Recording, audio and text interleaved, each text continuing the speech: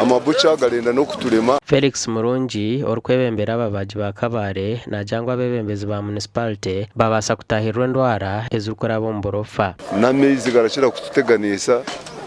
uburemezi bw'mbweno hano warangu turabarofa mbi turabarofa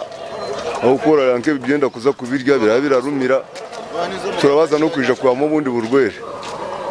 ngeno rareba nk'enyama ya Kabare ubwe turabaze itari hamutindo. Abantu babaji nibajanga uburofa oburyo mu rufureji hino kubuzingamize mishuburo yabo. Ekitufu abato wano siwe sano kubera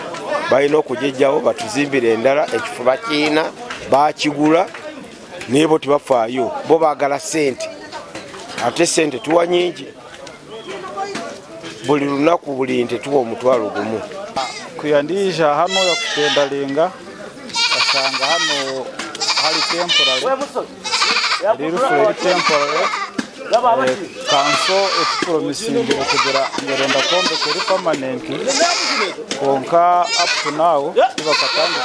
tibakatire plan yo kombe kahandi kandi no gumwanya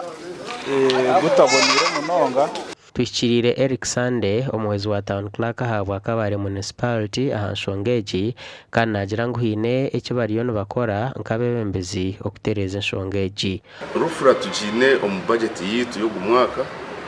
kandi already emirimo yatandikire gukora turiyo tukora aha kushoba kombeka busya ekiju enju yibari kubageraho ejo turiyo tuza kujombeka busya kujigarukamo abo kuba ekuzire then tuyineho no paintinga ebisika byona umubari gukorera umunda na heru kugira ngo harebekeje. Omukwezi ko kubanze 2022 abebembezi ba Kabare municipality bakafura rufura n'ekigenderero cyo gukora umwanya ogu aho akatare kabire nikaza kuombekwa